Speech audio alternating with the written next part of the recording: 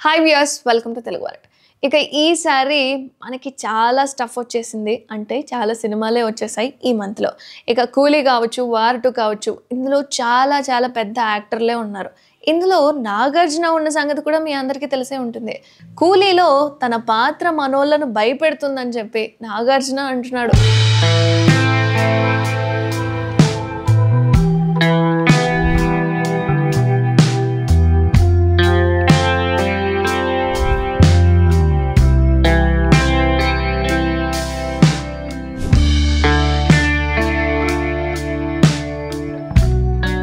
అయితే లోకేష్ కనకరాజ్ దర్శకత్వం వహిస్తున్న రజనీకాంత్ కూలీ ఆగస్టు 14, 2025 అయితే విడుదలవుతుంది.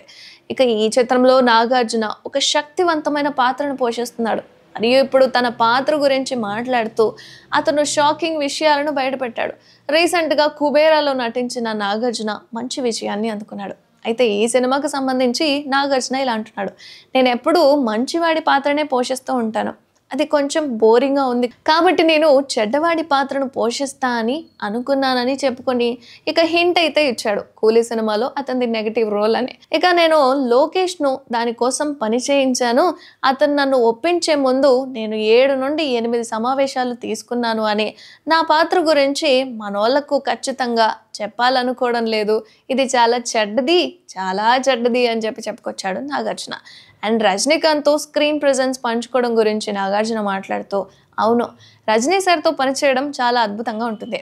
నేను నిజంగా ఇంటికి తీసుకెళ్ళగలిగేది సెట్లో ఆయన సృష్టించిన ఆకర్షణ, ఆరా, ఇది అద్భుతంగా ఉంటుంది. ఆయన నా తమిళ డైలాగ్స్తో కూడా నాకు సహాయం చేశారు అని, వాటిని ఎలా అందించాలో నాకు మార్గనిర్దేశం చేశారు అని, ఇది ఆయన పట్ల చాలా దయగల వ్యక్తిని అని చెప్పుకొచ్చాడు. ఇక నేను అత్యంత ప్రతికూల పాత్ర పోషించినప్పటికీ ఆ అనుభవం అత్యంత సానుకూలంగా ఉంది అని రజనీకాంత్ మరియు నాగార్జున మధ్య ఉన్న సంబంధం గురించి మాట్లాడుకున్నాడు.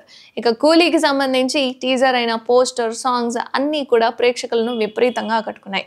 అండ్ అదే రోజు వార్ 2 కూడా రిలీజ్ అవుతుంది. చూడాలి మరి ఈ 2 సినిమాల మధ్య పోటాపోటీ ఏ విధంగా ఉండబోతుంది అని.